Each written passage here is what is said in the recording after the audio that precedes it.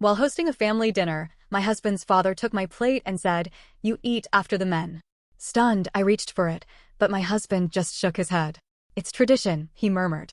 The next day, I sent out invitations for a dinner they never expected. When they arrived, they learned exactly how I felt. My husband, Richard, and I had been married for 3 years. I wouldn't say it was a bad marriage, but I'd started noticing little things that didn't sit right with me. He wasn't abusive, he wasn't mean, but there were times when he seemed different around his family. His father, Paul, was one of those old-school, men-run-the-house types. His mother, Carol, was quiet and never challenged him. His brother, Mark, was basically a clone of their father, loud, opinionated, and convinced women should know their place. His brother's wife, Anna, was sweet, but she always looked tense, like she was waiting for someone to tell her to shut up. I didn't grow up like that. My parents raised me to believe that respect goes both ways. That a marriage is a partnership. That a woman doesn't just exist to serve a man. So, while I knew Richard's family had some old-fashioned ideas, I figured as long as he wasn't like them, it didn't matter. I was wrong. It was a regular Saturday. No holiday, no special occasion, just a simple dinner at our house. I had spent the entire day cooking. Not because anyone expected me to, but because I liked to cook. I liked making a home feel warm and welcoming, and honestly, I wanted to impress them. I made roasted chicken, mashed potatoes, collard greens, cornbread, the whole works. I plated everything beautifully, set the table, lit a few candles. I was proud of how it all came together. When everyone arrived, there were the usual greetings. Paul made some comment about how Richard had really lucked out with me, which was his way of saying, "Good job finding a wife who cooks and cleans." I smiled through it. I was used to it by now. We sat down, and I brought the plates to the table one by one. I set my plate down last, right in front of my seat, and was just about to sit when I felt a hand reach across me. Paul. He took my plate, took it right out from in front of me, and passed it down the table. To Mark. "You eat after the men," he said, like it was the most obvious thing in the world. I froze. I actually laughed because I thought it had to be a joke. Who the hell says something like that in 2025? But then I looked around. Mark was already digging in like nothing had happened. Carol was staring at her plate, silent as ever. Anna looked uncomfortable but kept her head down. And Richard, my own husband, just gave me this look. A look that wasn't shame or disbelief or anger at his father. No, it was a look that said, "Don't make a scene." Then, in a quiet voice, he said, "It's tradition." Something inside me snapped. I wasn't raised to be someone's afterthought. I wasn't about to sit there, in my own home, and wait for permission to eat like a damn servant. But I knew if I blew up right then and there, I'd just be dismissed as overreacting. So, I did something worse. I said nothing. I sat there, still as stone as they ate. I didn't reach for another plate. I didn't touch the food I had spent hours making. I just sat there waiting. I watched Richard laugh at something Mark said. I watched Paul take second helpings. I watched Carol eat in silence like she had been doing her whole damn life. I let the anger simmer. And I started planning. The next morning, I woke up early and sent out a group text. "Dinner at our place again next Sunday." My treat. Richard looked at me, surprised. "Another dinner? Are you sure? You were pretty quiet last night." I smiled. "I just want to make sure your family knows how much I appreciate them." The following Sunday, I went all out. Prime rib, garlic butter shrimp, scalloped potatoes, homemade bread, roasted asparagus, the best food I had ever made. The kind of meal people remember. The kind of meal that makes your mouth water the second you smell it. By the time they arrived, the house was filled with the scent of roasted garlic and butter. The table was set beautifully. The food was steaming hot. The men sat first, just like last time. They reached for their forks. And that's when I struck. I stood up, walked over, and took their plates right out from under them. One by one. Then I handed them to the women. Carol, Anna, and me. "You eat after the women," I said, keeping my voice as even as Paul's had been the week before. The silence was instant. Paul's jaw tightened. Mark scoffed, shaking his head like I was being ridiculous. Richard blinked at me. "Babe, what are you doing?" I picked up my fork and took a slow, deliberate bite. "It's tradition." Paul pushed back from the table. "We don't do things like this." I chewed, swallowed, smiled. Exactly. Mark was getting red in the face. "This is stupid." "Oh!" I tilted my head. It wasn't stupid last week. Anna, sweet, quiet Anna, let out the smallest snort of laughter. She quickly covered it with a cough, but I caught it. And I could tell that, for the first time, she was really looking at her husband. Carol, for the first time ever, picked up her fork before Paul. She still looked nervous, but she did it. And I took my sweet time eating. The men just sat there, uncomfortable, hungry, and completely powerless. And I wasn't even close to done. When I finished my plate, I leaned back, wiped my mouth, and said, "Since the women cooked, the men can do the dishes." The look on Paul's face? Priceless. Mark actually laughed, thinking I was joking. But when I didn't move, when I didn't start clearing plates like some obedient little housewife, he realized I wasn't. And Richard? Oh, my dear husband? He hesitated, looked at me, then at his father. Then he sighed, stood up, and started collecting plates. And just like that, the balance of power shifted. That night, after everyone had left, Richard and I sat in the kitchen. The sink was still full of dishes. He was quiet, swirling his drink in his glass, staring at the table like it had betrayed him. I leaned against the counter, arms crossed, waiting. Finally, he spoke. "What the hell was that?" I raised an eyebrow. "Dinner." He let out a humorless laugh. "You humiliated my dad." I tilted my head. Did I? Or did I just show him what it feels like to be on the other side? Richard set his drink down harder than necessary. "You made everyone uncomfortable." I shrugged. "Good." His jaw clenched. "I don't understand why you had to make it a whole thing." And that's when I lost it. I slammed my hand on the counter. "Oh, so it was fine when your dad did it to me, but when I do the exact same thing, suddenly it's a problem? That's just how he is." "No," I cut him off. "That's just how you let him be. And that's how your mom lets him be. And that's how your brother treats Anna. And I guarantee that's exactly how he's raising his sons to be, too." Richard flinched at that. I softened my voice, but not my resolve. "I am not some submissive housewife, Richard. I am your wife. Your partner. And if you think I'm going to sit there and wait my turn like I'm less than you have another thing coming." He exhaled through his nose, rubbing his temples. "You're making this bigger than it needs to be." I stepped closer, lowering my voice. "No. I'm finally making it as big as it needs to be." The next morning, I woke up to my phone buzzing. It was Anna. "Anna, are you awake?" "Me? Yeah. What's up?" "Anna, can we talk?" I glanced over at Richard, who was still asleep, then slipped out of bed and went downstairs. I called her. She answered immediately. She hesitated. "I wanted to say thank you." I frowned. "For what?" "For standing up to them," she said, her voice quiet. "For showing me that I'm not crazy for thinking this isn't normal." I sat down at the kitchen table. "Anna, how bad is it?" She let out a shaky breath. I don't know. I mean, Mark's never hit me or anything. But she stopped. "He talks to me like I'm a child. He tells me what to wear, what to cook, who I can and can't see. If I ever push back, he tells me I'm emotional or hysterical and that I need to calm down. And his dad backs him up every time. If I tell Mark something upsets me, he just says I'm being dramatic." My hands curled into fists. "And last night," she continued, her voice even softer, "when you flipped the script, I watched Mark's face. He was furious. But not because he thought it was unfair. It was because, for the first time, he wasn't in control." I swallowed. "Anna, what do you want to do?" Silence. Then, barely above a whisper, "I don't know." I nodded, even though she couldn't see me. "You don't have to decide anything right now," I said. "But you do deserve better. Just know that, okay?" "Okay." I could hear the tears in her voice. And I knew, in that moment, something had shifted in her, too. I didn't expect him to call me. But 2 days later, I was at work when my phone rang. "Paul."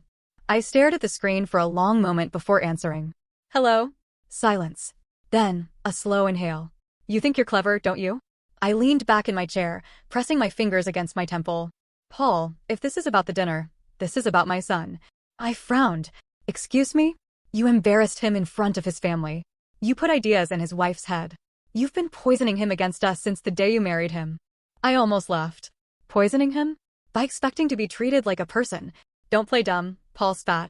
"I know you're kind. Women like you don't want equality. You want control. You want to turn my boy into some weak, spineless excuse for a man. I raised him better than that." I took a slow breath. And then, calmly, I said, "Well, Paul, if you're so convinced your son is weak, maybe you should ask yourself who raised him that way." Silence. Then, a low chuckle. "You think you've won something here," he said. "But let me tell you something, sweetheart. A woman who fights her husband's family doesn't stay married for long." And then he hung up. I sat there, staring at my phone, my heart pounding. Not because I was scared. Because I was furious. Paul had underestimated me.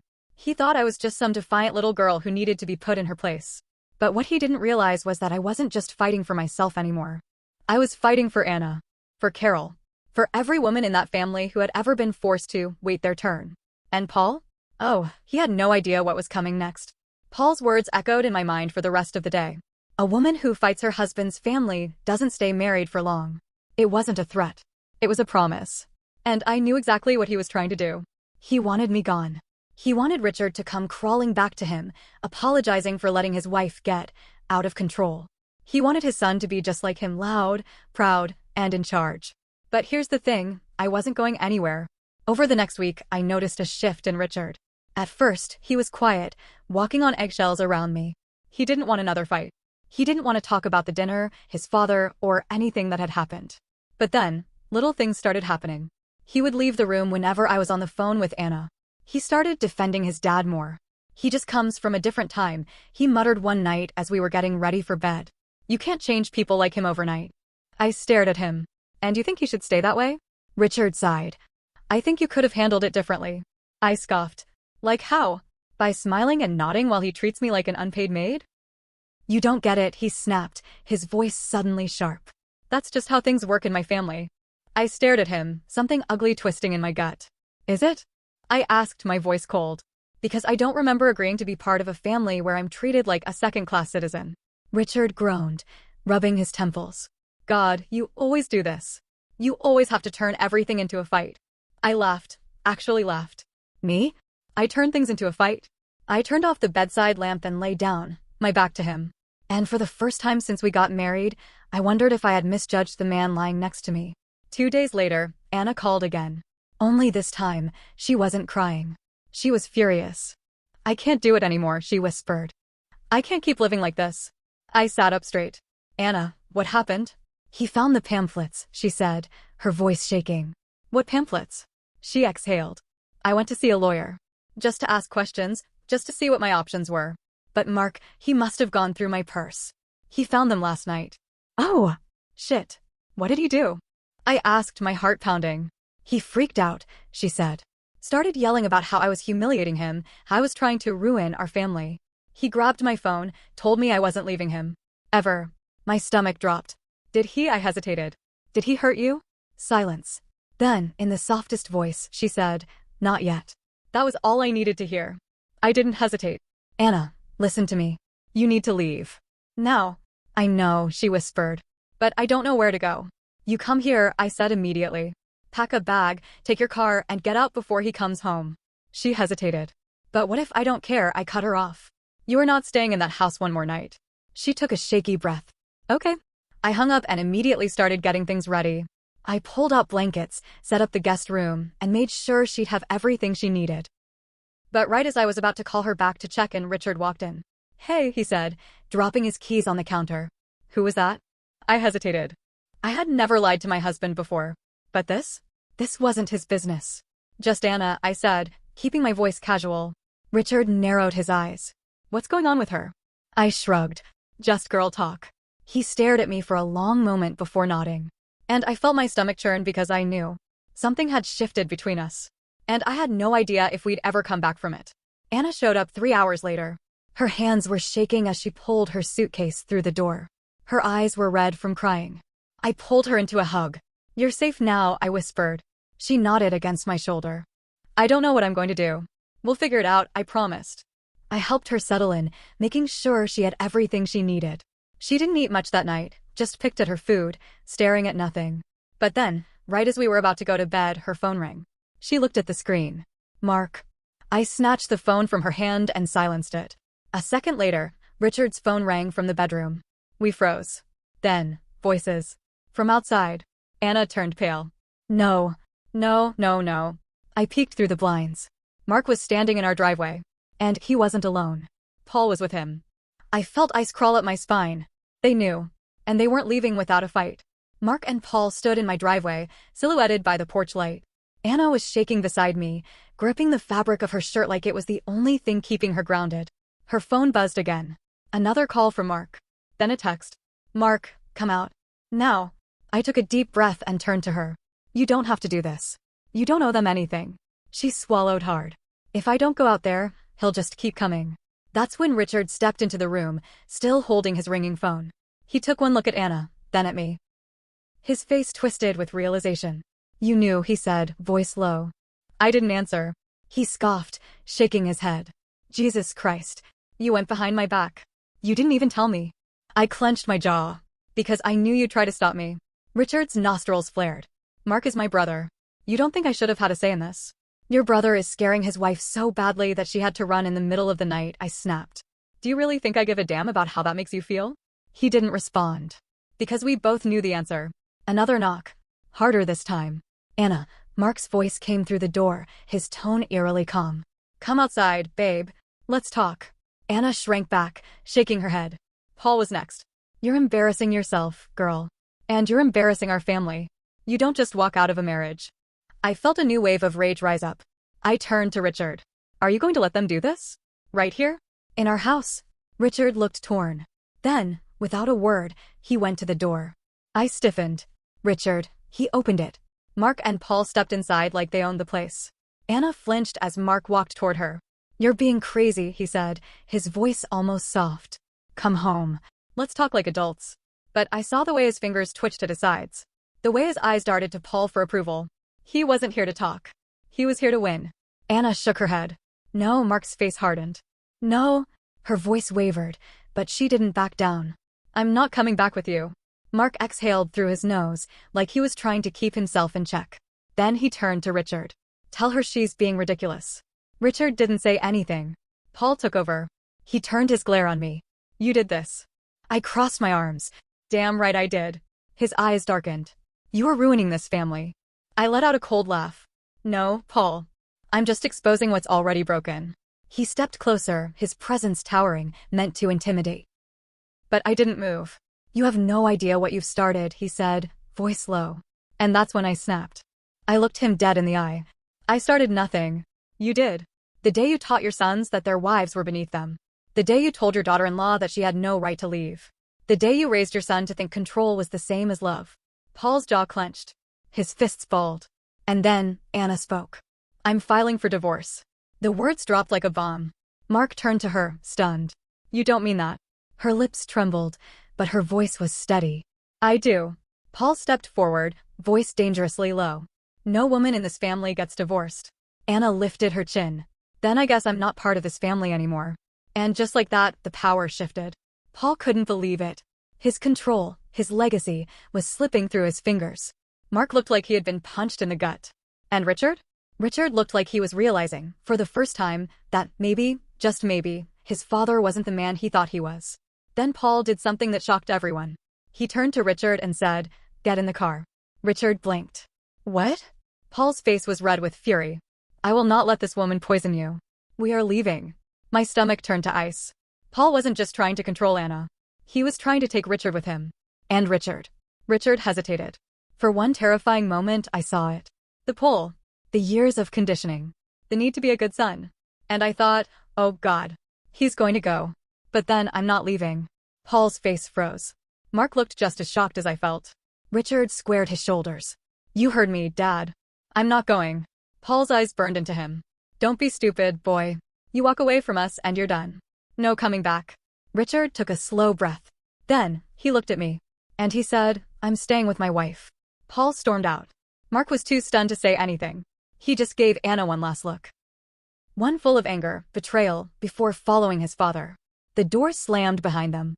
And then, it was quiet. Anna was crying. But for the first time, I didn't think it was from fear. I turned to Richard. Are you okay? I asked. He let out a deep, shuddering breath. I don't know. And I understood. He had lost something tonight. A father. A brother. But maybe he had gained something too. Anna filed for divorce. She moved into her own place, got a job, started therapy. And for the first time in years, she smiled without fear. Carol, shockingly, left Paul. She packed a bag and disappeared one night. When she finally reached out, it was from a small apartment 3 towns over. She was starting over. And Richard?